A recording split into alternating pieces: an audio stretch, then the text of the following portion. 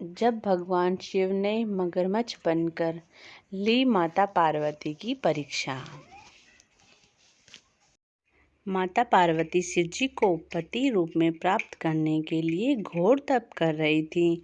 उनके तप को देखकर देवताओं ने शिवजी से देवी की मनोकामना पूर्ण करने की प्रार्थना की।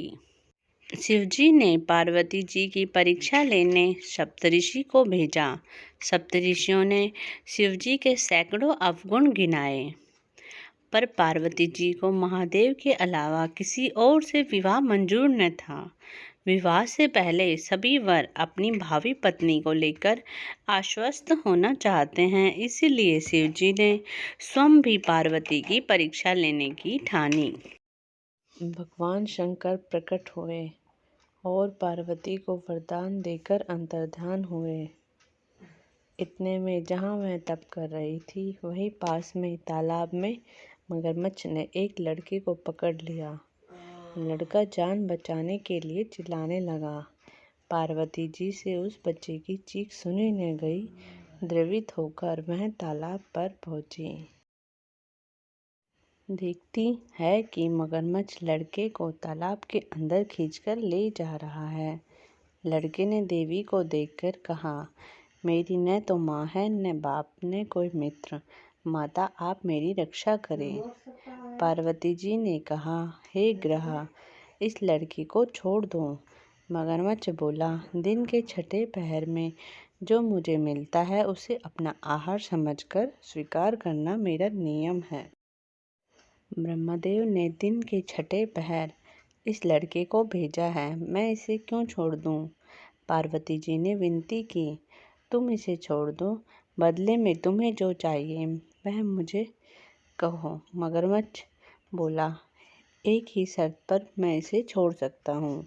आपने तप करके महादेव से जो वरदान लिया, यदि उस तप का फल मुझे दे दोगी तो मैं इसे छोड़ दूंगा। पार्वती जी तैयार हो गई। उन्होंने कहा, मैं अपने तप का फल तुम्हें देने को तैयार हूँ, लेकिन तुम इस बालक को छोड़ दो।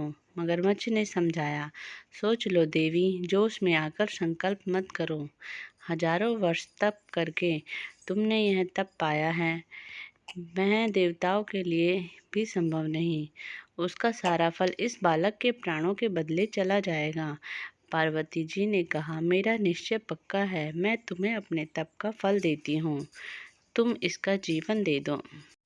मगरमच्छ ने पार्वती जी से तपदान करने का संकल्प करवाया। तप का दान होते ही मगरमच्छ का देह तेज से चमकने लगा। मगर बोला, हे पार्वती, देखो, तप के प्रभाव से मैं तेजस्वी बन गया हूँ। तुमने जीवन भर की पूंजी एक बच्चे के लिए व्यर्थ कर दी। चाहो तो इसे अपनी भूल सुधारने का एक मौका और दे सकता हूँ। पार्वती जी ने कहा, हे ग्रह, तब तो मैं पुनः कर सकती हूँ, किंतु यदि तुम इस लड़के को निगल जाते तो क्या इसका जीवन वापस मिल जाता? देखते ही देखते वह लड़का अदृश्य हो गया। मगरमच्छ लुप्त हो गया।